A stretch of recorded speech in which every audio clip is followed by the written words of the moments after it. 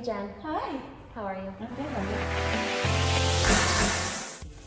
you? And comparing myself to other people. So through yoga, I definitely take a pause and think, relax. Just worry about what's going on right now, what's going on today.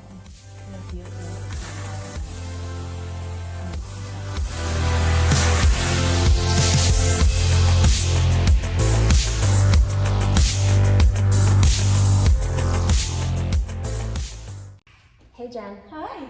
How are you? I'm good. How are you? I'm well. How has your morning been so far? Great. I taught in this morning. I know. Thank you for doing that. Thanks for subbing. Of course. It was fun. Yeah. Yeah. Nice start to a Sunday morning. It was, and I taught the immune system kind of stuff, especially for what's going on right now. So we hit the different meridians that support our immune system. It was fun. Perfect. Yeah. Well done. So tell us where you grew up. Danielsville, Pennsylvania, which is really not far from here. Mm-hmm. My parents own 5 acres, and the closest neighbor was like a mile away. Oh, So, yeah. That's nice. Yeah, it was. It's built up a lot since then, so it's different. Yeah. When did you live in Bethlehem yet? I live in Bethlehem. After school, I lived in New Jersey. I lived at the shore for about 2 years.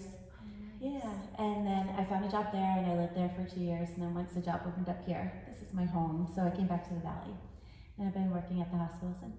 Nice. Yeah. Do you remember your first yoga experience? I was trying to think of when my first yoga experience was, and I really was thinking back to college, because I went to school for exercise physiology, and we had to take all these fitness classes and stuff like that, so I think my first experience was with yoga then. Oh, really? Like through Yeah. a course? Through a course. Yep, through a course. And then I worked at a gym, so I would take yoga through them. And I would just remember, loved yoga, hated Savasana. Yeah, you're one of those? I was one of those that wanted to get up and leave. And I probably at some point in time, actually probably did get up and leave as soon as they're like getting Savasana, which is hilarious because I'm like not like that anymore. Yeah, right. Yeah, I feel the same way. Like I wasn't like too keen on Shavasana, and I certainly didn't understand the value of it. But now, as soon as like the tempo like comes down, or we're laying on the ground at any point, I'm like, I'm done. I'm done. I'm laying. And just tapping into those vibrations that you're feeling, that whatever subtle energy is moving, it just feels like I'm more in tune to it now. Let's just put that. Yeah. Do you remember what hooked you first about yoga? Movement. I was always into exercise. Actually, more so back then, I was more into the high impacts, like spinning, running, weightlifting, like during grad school and college.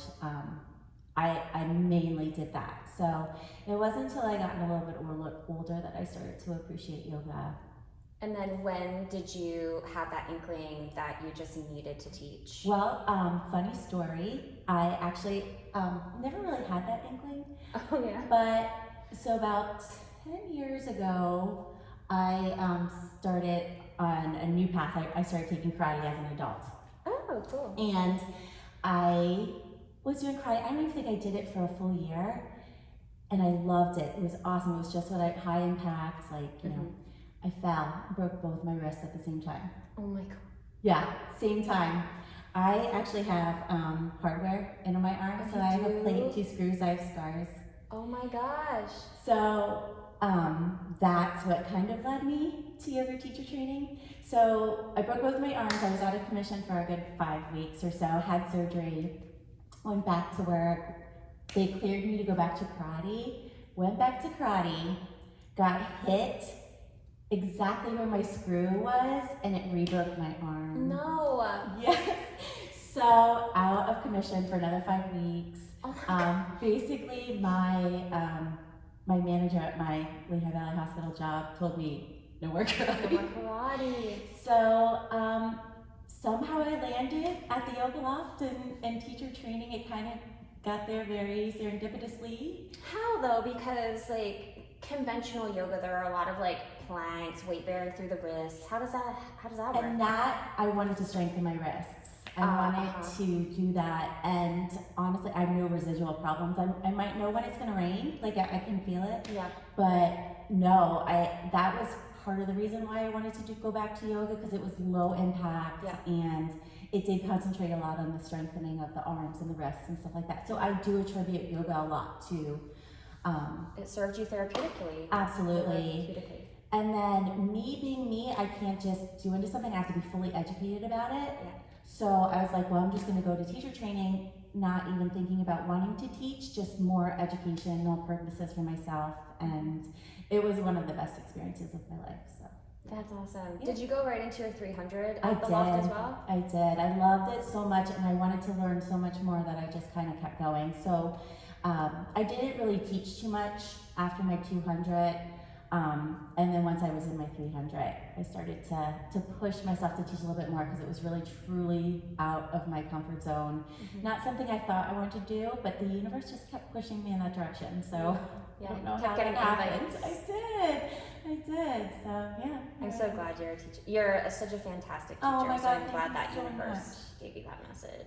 It was rough, because I would just be so scared and sit and cry. Why am I doing this? I'm pushing myself, and then it was a long path. But yeah.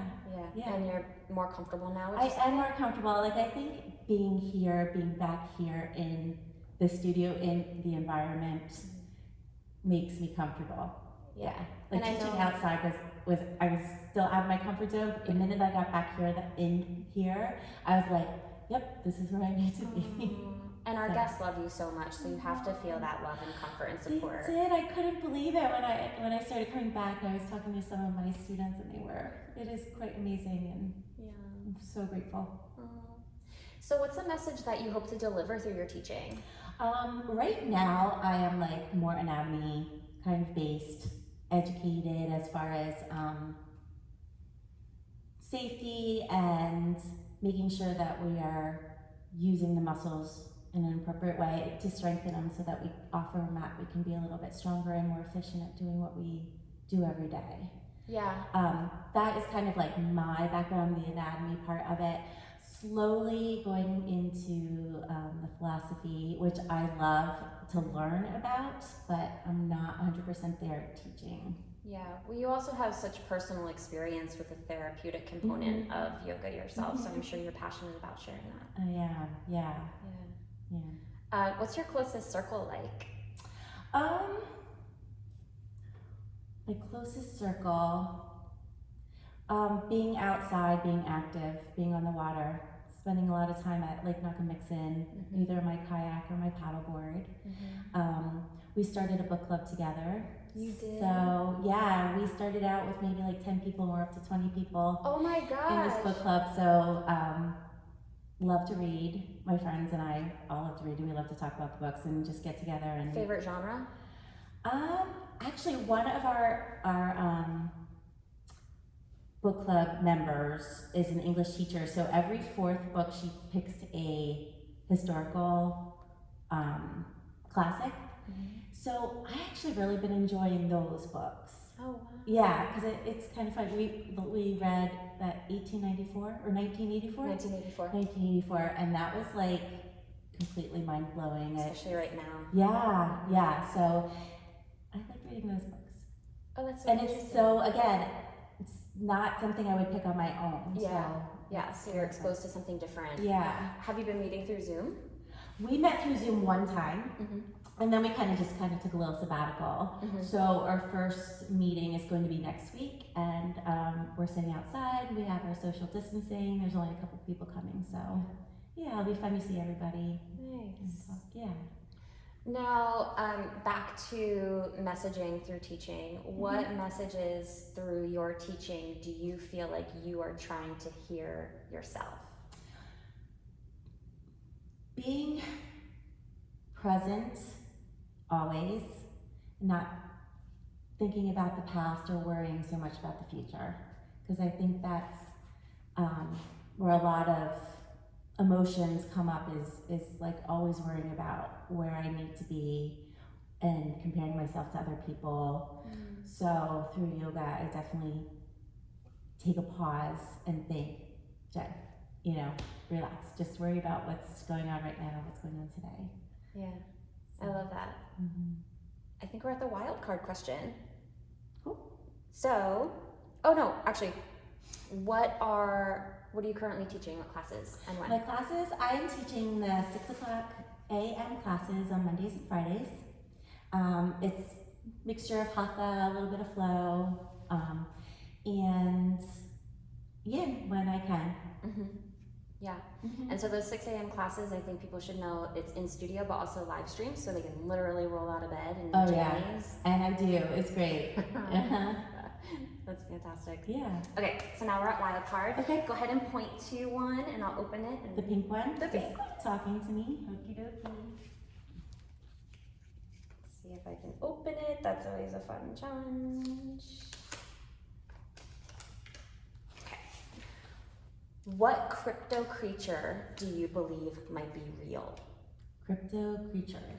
Crypto creature, like mythological creature, or no, I take that back. Not mythological, but more like a Bigfoot, or like a Yeti, or like a mermaid, or I would say, honestly, guardian angels. Guardian angels? Yeah, is that? Ooh. Yeah. I don't know if that constitutes, but I like where you're going with it. Yeah.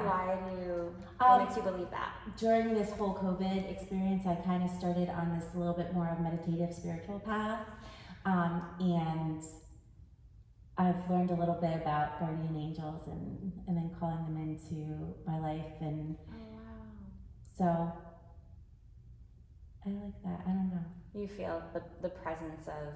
I do. I feel the support, which is kind of really hard for me because for the longest time I feel like I had to do everything alone, and I was in this alone, and just the idea of having that extra presence is what I need right now. Yeah, that is really powerful too, being more scientifically minded yourself. Mm-hmm. You know, that's very cool. Yeah, so I don't know if that answered the question, but that's kind of what came to me.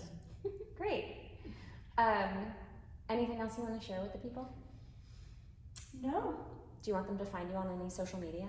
I am on Instagram. I really don't post a whole lot. I'm not a big social media person, but I am on Instagram. Great. If you want to find me. What's your handle? I think it's Jenn. JKO or Jenn Korn, JENNKOR 1977. That sounds right. Yeah. Yep. Yeah, that's it. Super. Well, thank you so much, Jenn. Thanks for having me. This is great. Yeah, enjoy the rest of your day. You too. Namaste. Namaste.